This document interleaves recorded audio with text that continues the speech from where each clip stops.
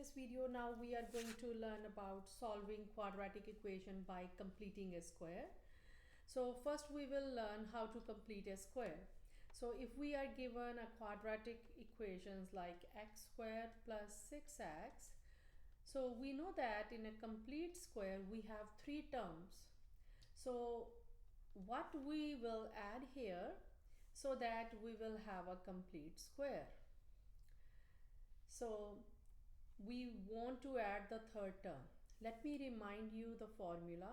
If you have the complete square, then it will give you a square plus 2 times the first term and the last term plus the second term square. And if the middle term is negative here, then only 2ab term will be negative. So now the question is, what will we add here in this third place so that we get a complete square? We are given this term and this term. So we are looking for the third term. So what we were going to do, so we will always take the coefficient of x. Coefficient of x, the linear term, and in this case it is x. We divide it by half, divide by 2, and then square it. So we get 3 squared. So 3 square we are going to add here to make it a complete square. This is the way to do it. Coefficient of x half square, that is what we are going to add. Now we have three terms. We can write down a complete square. So it is x and 3, and we will write a complete square, and the middle sign will be this term sign. If this term is positive, then the middle sign will be positive, and if the middle sign is a negative, then we will put a middle sign negative. So it will be x plus 3 square. So we add 3 square and this equation becomes a complete square. Let's do one more example here. If we have x squared minus 2x, so what we are going to add here so that we get a complete square? So coefficient of x, so forget about the sign, just the coefficient of x without the sign, divide by 2 and square it. So we are going to add 1 square here and it will give us a complete square. So what is a complete square? We always take the square terms, x and 1.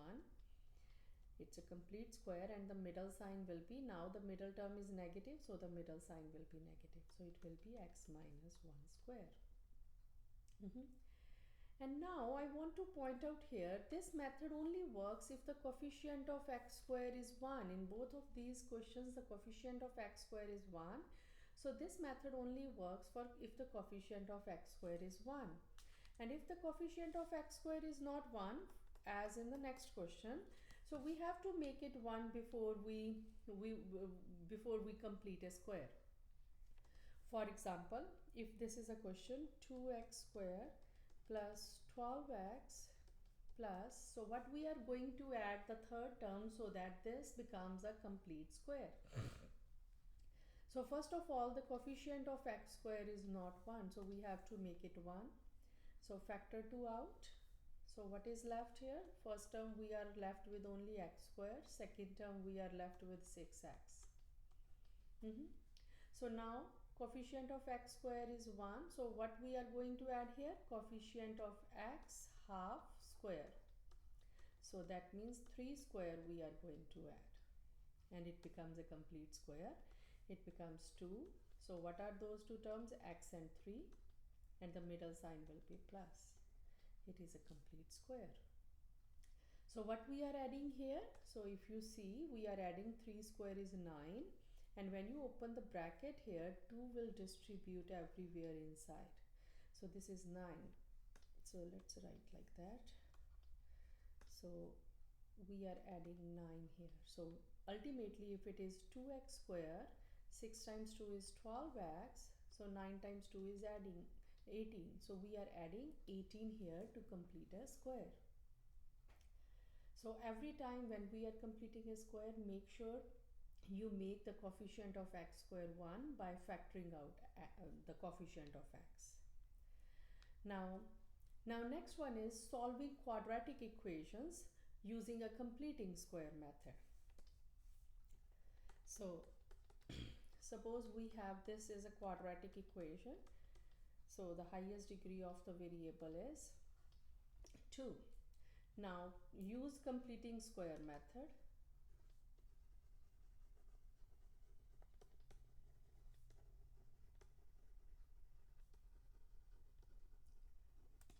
To solve this equation.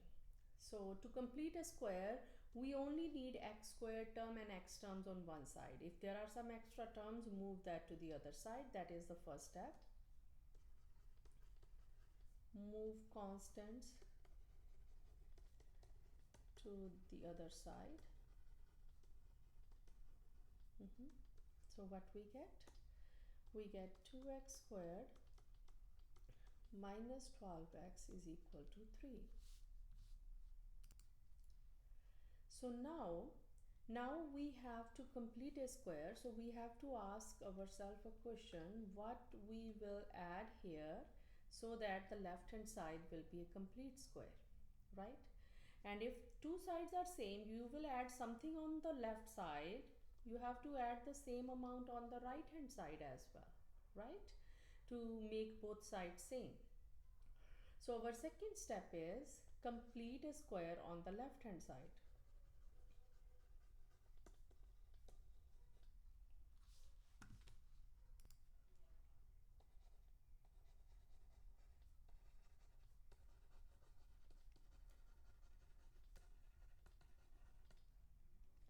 Okay, so first we see that while completing a square, we learn that the coefficient of x square has to be 1. So we have to make it 1 first. So let's make it 1. So factor 2 out. So we get x square minus 6x. So we will add something here, correct? We don't know what is that number. So what will be this number now? Now the coefficient of x square is 1. So coefficient of x is 6. Half of 6, that is 3, and square of that. So 3 square we are adding here. Okay, ultimately what we are adding here in general, on the left hand side we are adding 2 times 3 square, that is 18. So that means we are adding 18 here. So we have to add the same amount to the right hand side. Okay, so what is this? So now we are, so erase this. So what is this complete square? This is x and 3 complete square, and the middle sign is a negative. So here I am going to put a negative sign. My coefficient is 2 here. And what about the right hand side? 18 plus 3 is 21. So now my aim is to we complete a square. So that's why method is called completing a square. So after completing a square, we have to isolate x. Isolate x. So we have to isolate x, move all other terms one by one to the other side. So divide both sides by 2. So we get x plus x minus 3 square is equal to 21 over 2. So now it has a square. So how to get rid of a square? Because we want to isolate x. So we have to take a square root on both sides. We know that square and square root will cancel each other. So let me write down here. So we have to take square root. So when we take square root on both sides, square root always give you two values, one with the plus sign and one with the negative sign. Always consider two cases whenever you will take a square root. So square and square root will cancel each other. We are left with only x minus 3, and right hand side is plus and minus square root of 21 over 2.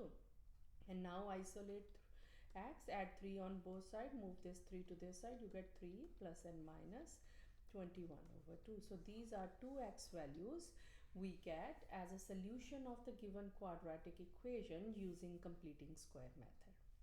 So what are the steps we took? We move constant to the right hand side and try to make the right hand side a complete square. And after that we have to isolate x, and in the process of isolating x we have to take the square root, and don't forget to take two values when you take the square root, one with the positive sign and one with the negative sign. Thank you so much.